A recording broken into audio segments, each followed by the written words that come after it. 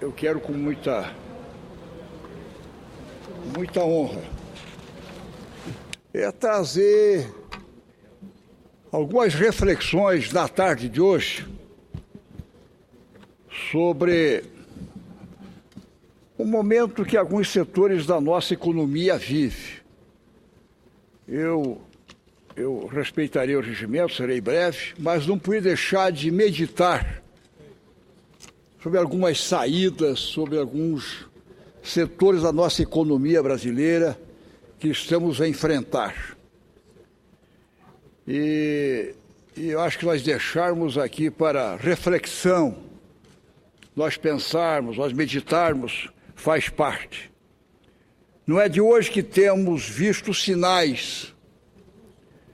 Há alguns anos tal processo está em andamento e com mais intensidade nos últimos 12 meses.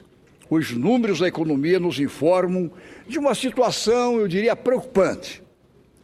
O contínuo declínio da indústria brasileira, principalmente no campo da indústria brasileira.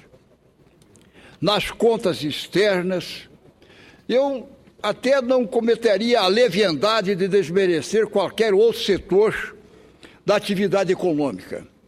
Por exemplo, o agronegócio. Tem, além de todo o seu valor social, tem sido o grande esteio de nossa economia, em especial nas contas externas nos últimos anos. O comércio igualmente foi responsável pela manutenção do crescimento, tem procurado fazer com que, em momentos de crise, até hoje, impediu para que entrássemos num quadro de retração, ainda que seria mais preocupante. Tem mantido o emprego, neste ponto não há o que reclamar. Contudo, senhor presidente, não podemos deixar de abordarmos uma preocupação que ela vem se sustentando neste ano, principalmente no campo da indústria. Os estoques estão subindo e o consumo, por diversas razões, ele não acompanha.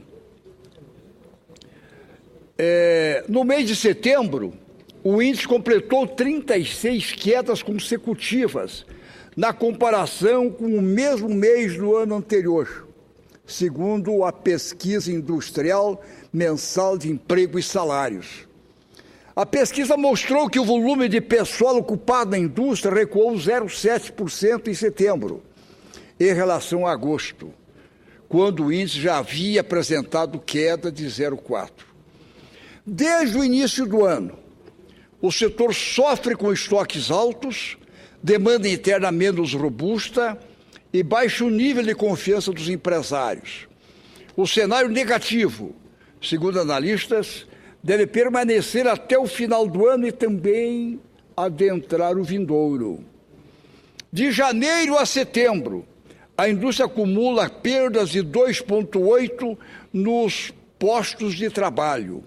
O volume de pessoal ocupado em setembro foi de 4% menor do que o registrado em igual período no ano passado. Foi o maior recuo desde outubro de 2009. Mas não é só isso. Segundo pesquisa da Fiesp, a Federação das Indústrias do Estado de São Paulo, o país, eu diria, o mais industrializado do país, o estado mais industrializado do país, note-se, 30% dos empresários afirmam que devem tomar empréstimos bancários para honrar os compromissos com o 13º salário de seus funcionários.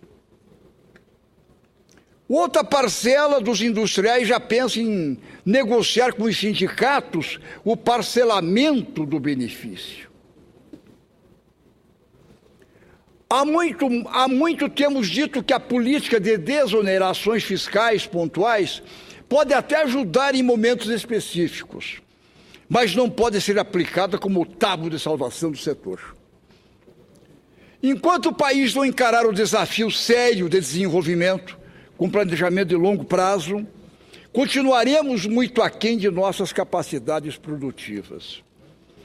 Esse planejamento passa essencialmente, por um dos eixos de trabalho, a reforma tributária e uma política consistente de investimentos em infraestrutura.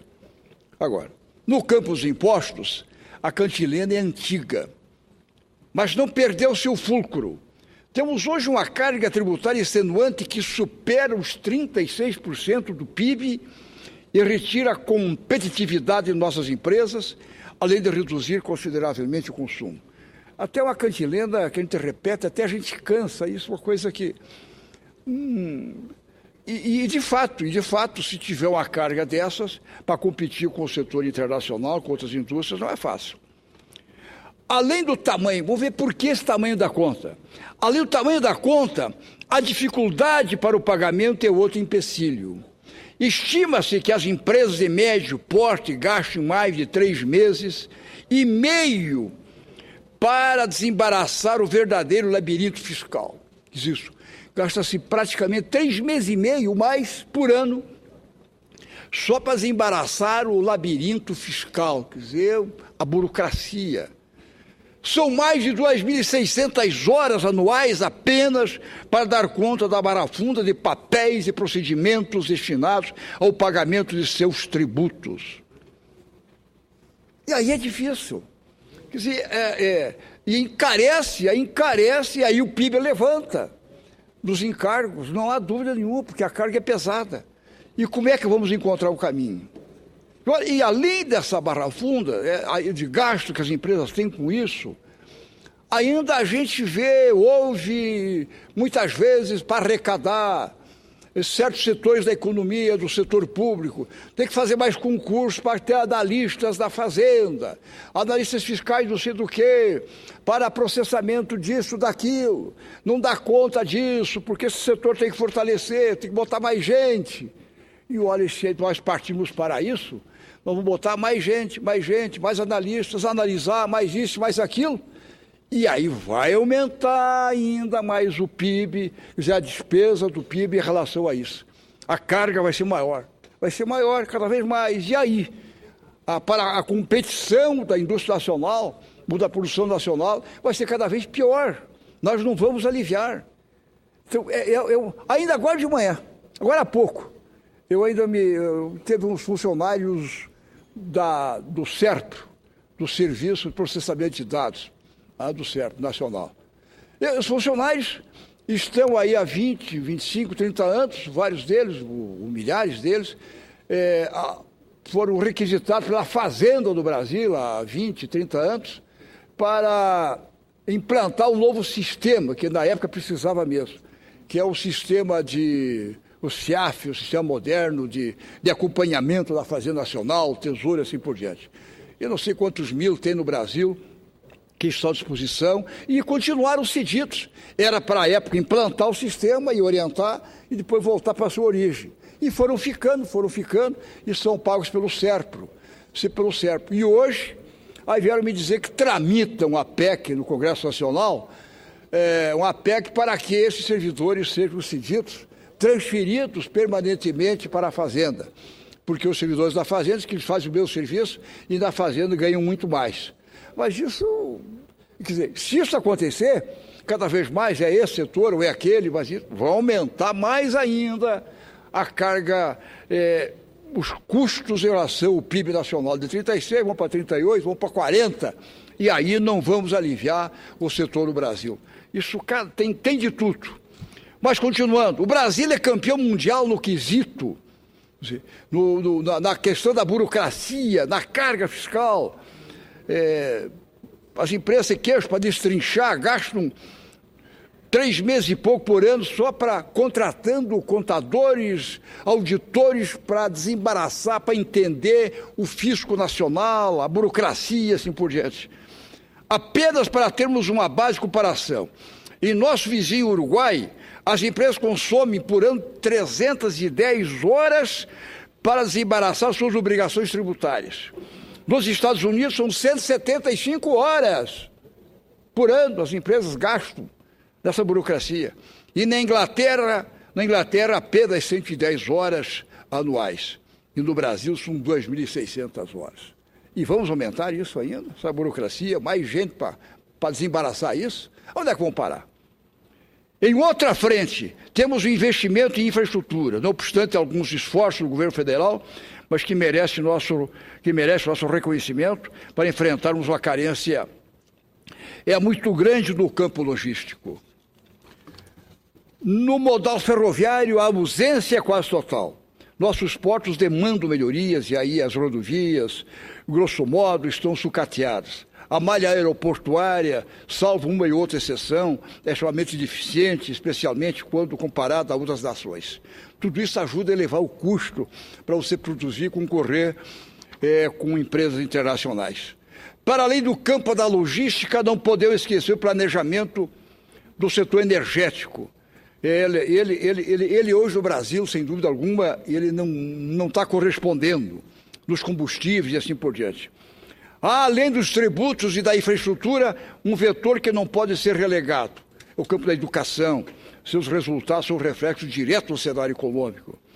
Somente ao combinarmos os esforços dessas frentes, podemos enfrentar os desafios que a competição em nível global e experimentar o crescimento econômico que nos cabe, em face de nosso imenso potencial, combinado com o desenvolvimento social, geração de emprego e distribuição de renda. Nesse diapasão, gostaria aqui de louvar, e aí para encerrar, senhor presidente, que sei que o meu tempo já está a esgotar, nesse diapasão gostaria de cumprimentar, inclusive, a presidenta da República por ter escolhido o nosso, como ministro do Desenvolvimento, Indústria e Comércio Exterior, o nosso colega Armando Monteiro.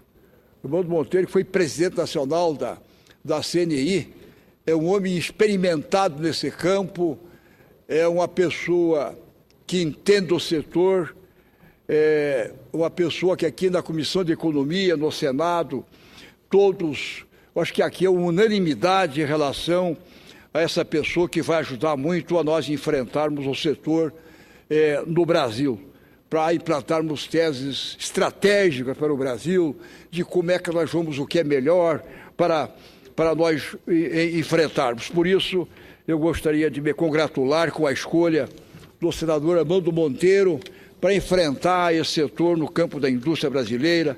Eu acho que é fundamental, sem dúvida alguma, para pensarmos em algumas saídas, pensarmos em fortalecer o setor industrial brasileiro, e aí nós nos prepararmos para fazer com que fundos internacionais, empresas de outros países venham ao Brasil.